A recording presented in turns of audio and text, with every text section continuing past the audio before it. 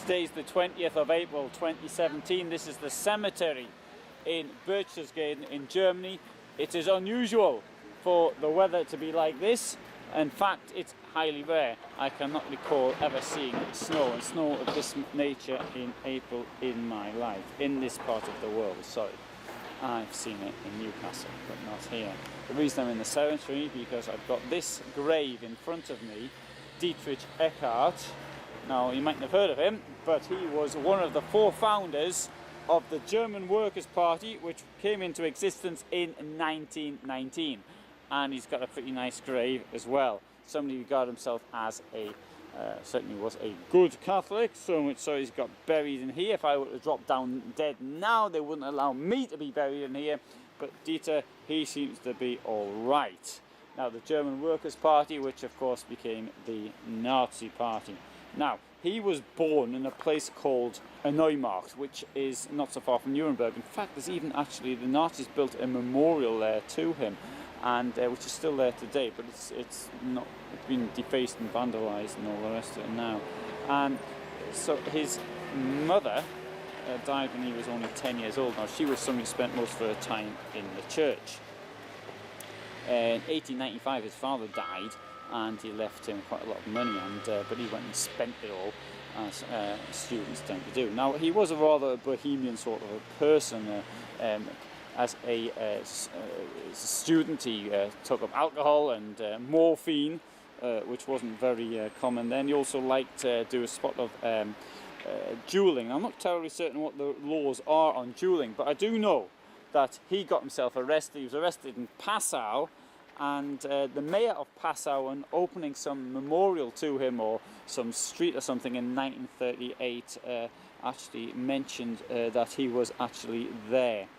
He was a journalist. He wrote some really nasty right-wing anti-Semitic claptrap, in my opinion. But he also did a adaptation of Henrik Ibsen's Peer Gynt, and that went on the stage in Berlin in around 1912. And the result of that was that it actually got him quite well known and made him a lot of money. Now, the thing is though, in his version of it, he's taken Peer Gynt as being some Germanic superhero, and he is fighting against this underworld, underworld and sort of the troll underworld, these characters from some fantasy land who just happen to be Jewish.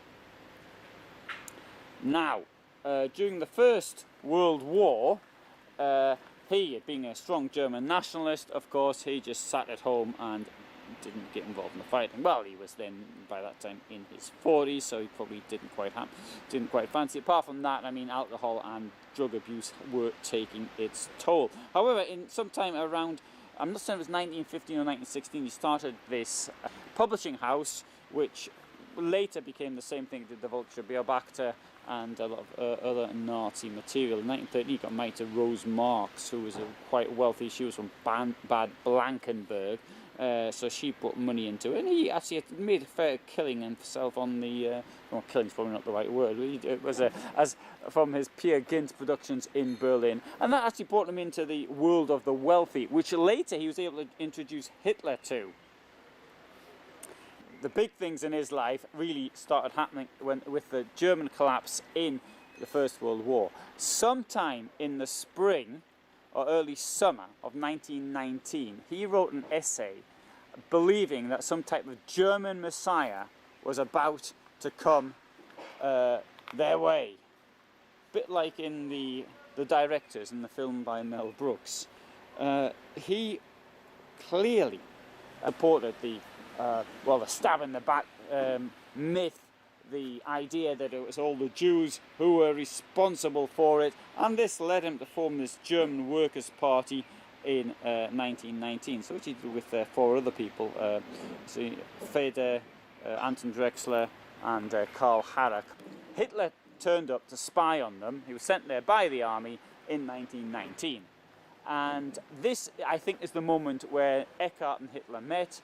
Eckart then becomes some fascination with this man who's more than 20 years younger, and now Eckart had been involved with the Thule Society, although he wasn't a member of it himself, But this was a sort of a group of occultists, and they also believed in this German Messiah type thing. And now, in his essay that he wrote in 19, he sort of referred to him as the one who will come, or the sort of the great one, or the one who shall remain nameless until the time comes to name, something along these lines. And then, anyway, Eckart introduced Hitler to Alfred Rosenberg, later hanged, and so the three of them really did quite a lot for the Nazi Party. Indeed, when Hitler and Eckart, they went up to Berlin in June 1921. Now, Eckart had lots of contacts there, wealthy people he'd known from his time doing his Peer Gynt and what have you, and he thought he'd get some money off them, because the people who sort of believed in this Völkischer nonsense as well. Now, in the meantime, in Munich, where the Nazi Party was based, the committee there decided they're going to link with the German Socialist Party. Anyway, Hitler gets to hear about this. He returns to Munich on the 11th of July 1921 and resigns. He's not having any of it. He's not doing any deals with any socialists.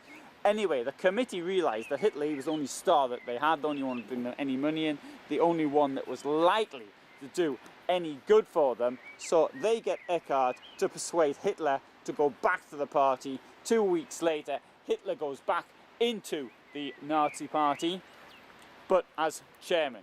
So he's now the boss, but he's the only one to do any speaking anyway.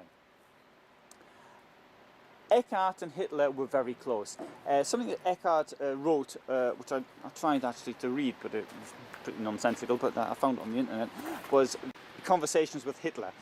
It would seem that maybe that he didn't actually write these conversations with Hitler, he just made them up himself. But anyway, it's the sort of thing that Hitler would say. And this clearly, it said that when Hitler spoke of Eckart late in life, his eyes would become watery, and he would think of him, sort of a father figure to him. Eckart took part in the putsch of the 9th of November, and he was arrested immediately after it, trying to overthrow the legal German government.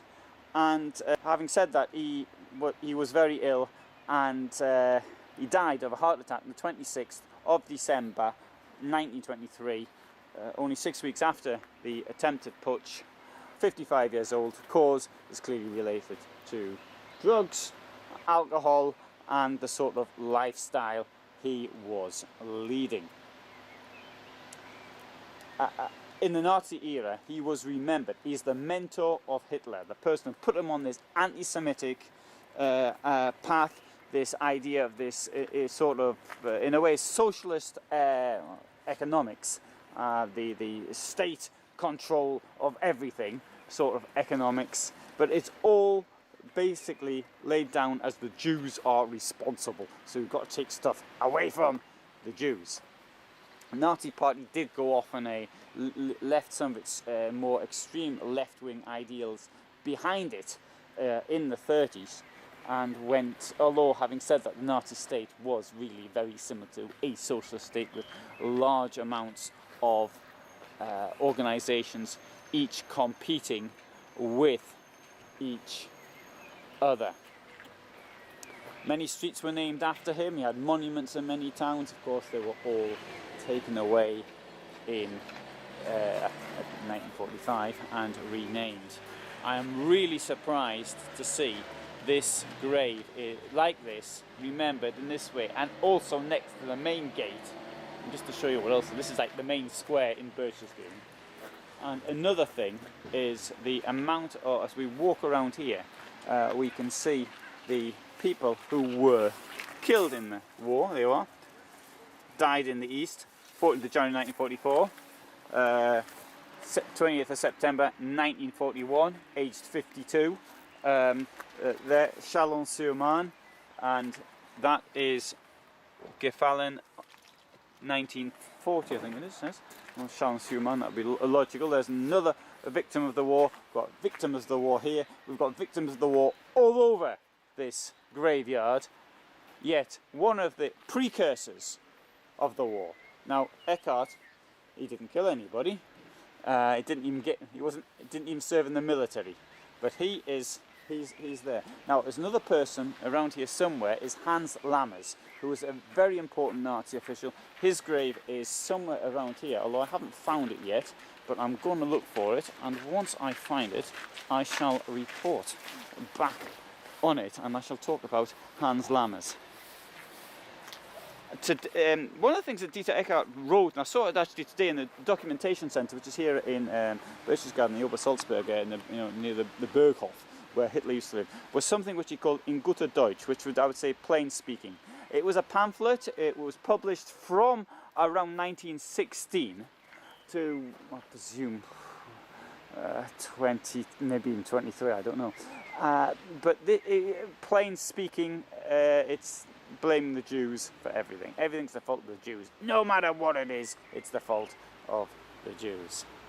And that was something, and you can see actually, if you go to the documentation centre, you can actually see there's one or two little panels there about Eckart and the effect that he had on Hitler.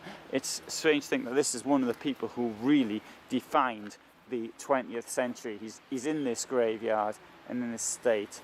And to say I'm a little bit shocked, I think that might be even coming through my tone of voice from... I'm shocked at the state of the graves. I wasn't expecting it to look like that. Okay, so I'll write some more in the description, possibly, I may not. And I'm now going to look for Lammers.